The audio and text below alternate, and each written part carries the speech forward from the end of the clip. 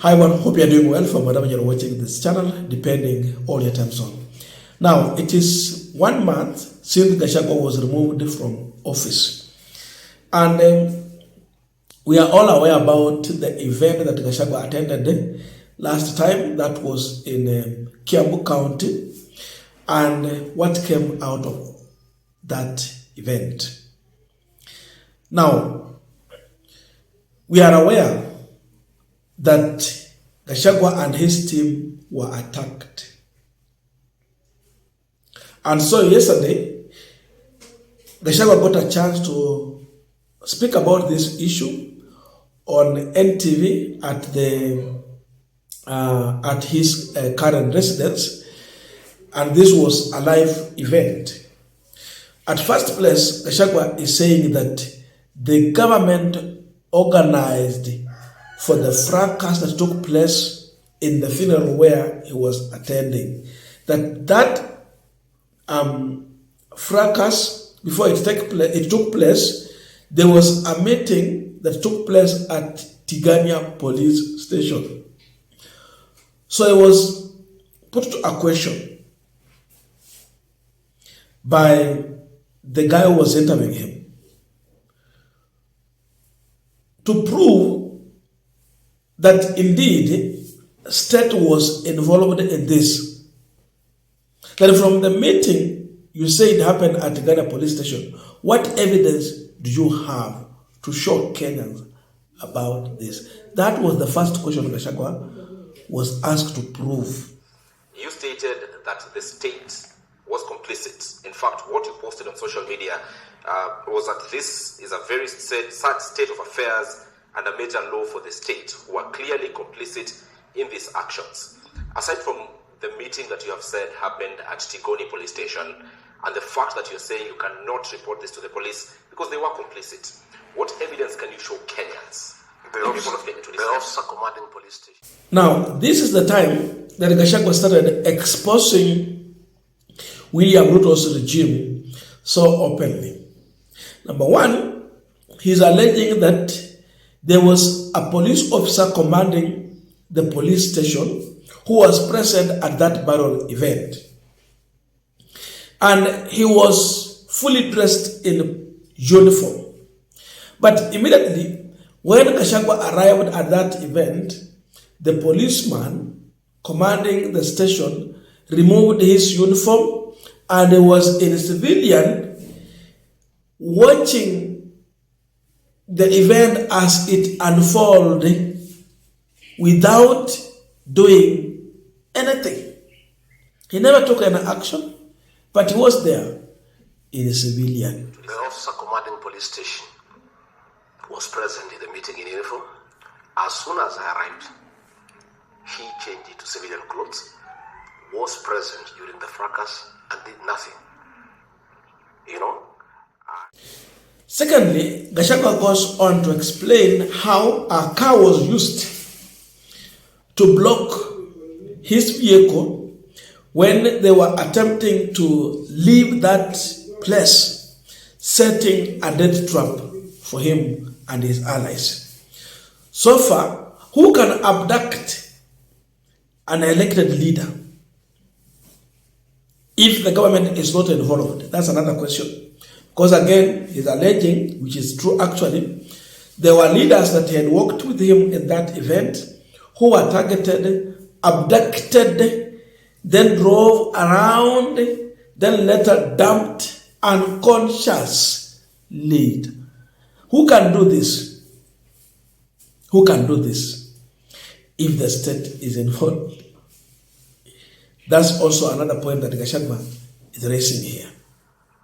At the exit of the venue, one of the cars green in color by the criminals had blocked the road so that we could not exit, so that we were in a death trap, so that they just continued attacking us. And in the process, officers of DCI in the notorious Subaru cars that are unmarked without number plates, abducted, in clear view of everybody, Honorable Peter Mwathi and the MCA for Bibilioni. Peter Mwathi was taken round in circles for 8 hours before he was dumped on Bypass Road The MCA for Bibilioni, who had spoken very strongly, was taken around and abandoned in Kenale Forest, where he has been picked and is now in hospital in a coma. So clearly, the police were part of this exercise, and I want to caution. Lastly, Gachagwa is alleging that the state is using criminal gang to manage politics in this country. You might take this statement very light, but this is a very heavyweight allegation. That now we are in a situation whereby you have to involve the gangs to settle political differences. What is Gachagwa telling the public? And I want to caution the states. I've been around for a while. I was in the Moi government. I was in the Kibaki government. I was in the Uhuru government. I was in Ruto government. I'm here today. The use of criminal gangs to manage politics is a very dangerous thing. These criminals, after you use them as government, they don't go back home. They just continue committing crimes. From the pictures that are coming from Limuru, people are now calling us because they identify them. These fellows belong to a criminal gang that caused atrocities in the Mount Kenya region and Nairobi in the 90s and 2004, 5, 6. And what has happened now, once the state gives cover to these criminals to engage in crime, purporting to manage politics for the state, they'll go back to their crimes. And they have already started going to Matatu stages to collect protection fee, going to dowry payment demanding a 10%, going to hardwares demanding money. Once a government uses criminal gangs to cause mayhem like they did in Limuru, beating innocent people in a funeral, and that young man got arrested as a hustler. The parents are poor people. They came there and caused mayhem. Today, none of them has been arrested. So they get very embodied. And what happens to the public? If they can attack the second deputy president of the Republic of Kenya in full glare of the media during daylight, with machetes, with weapons, and nothing is done to them. So far, none has been arrested, despite the fact that these are people who are known even with the criminal records. Then they set upon citizens and start extorting money. And the citizens will panic because they will ask if they can attack the second deputy president of the Republic of Kenya with police supervision. Who am I? Now, when you talk about political gangs being engaged, protected to manage politics, and it goes on to give the example of 1990s there, 2000 there, how gangs were used to manage politics. Then Gachagwa is telling us that, in my view, the state has gone back to engage the Mungiki sect to manage politics in this country, especially Mount Kenya region, not elsewhere, Mount Kenya.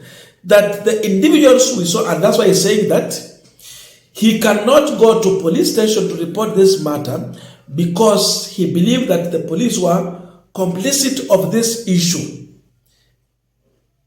Wameamua kama polisi hawatatumika hapa kupigana ama kupiga watu, lakini wanaruhusu serikali kutumia wahuni without arresting them or stopping them to cause mayhem.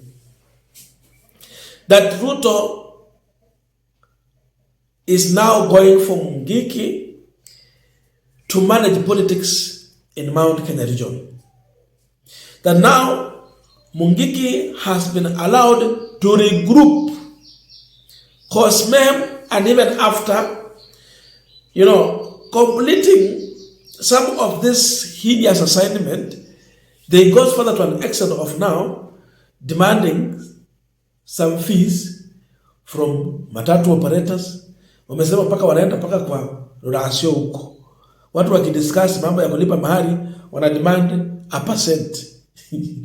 They walk to a filling station.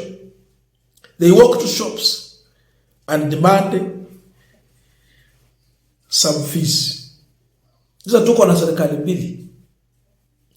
Serikali ya Mheshimiwa William Ruto na serikali ambayo serikali ya Mheshimiwa Ruto ameruhusu serikali ya kihuni kukusanya ushuru kwa wananchi kwa njia ambayo ni ya magendo. It's very sad if it is true that you can subject Mount Kenya region to this, that gangs will come and collect illegal tax, then the government will come also and collect their tax. Then when there is someone whom they disagree politically, the gangs will be used to intimidate that person you disagree with. This is very heavy. It's not something you will take it lightly. So that these gangs attack with the police permission, they can't be arrested. Because you tell me, what happened at that barrel? In the glare of the camera, broad daylight. You mean no one has been arrested up to now? No. It is unless if the state is involved. But if not, some individuals should have been arrested, arraigned in court. Lakini halijafanyika mpaka saa hizi. So Gachagwa believes that all this happened because the state allowed it to happen. The state has been involved in all this. That's how now they are trying to settle the political differences in Mount Kenya region. So look at that situation. And tell me, where are we heading to? If this is true, then it tells you that the president has lost the support of Mount Kenya. And therefore, he has decided to use the orthodox means to settle the difference. Set Mount Kenya region to fight among themselves. As you keep them busy in the war, you continue to manage them. Divide and rule. Because now for Gachagwa to move around, it means he has now to form his own group to protect him. This group is going to engage with another group that the state has allowed to operate and regroup. Then what will happen at the end of the day? So mnasikia watu wameuana, wamechinjana, mambo yameharibika. Then later they will put this blame on Gachagwa, that is the one who has caused all this. That is what they are trying to set against Gachagwa, and that is what Gachagwa has been able to expose this regime about. I don't know your views, but let us put in the comment section to continue with this discussion. Thank you so much and see you in our next video.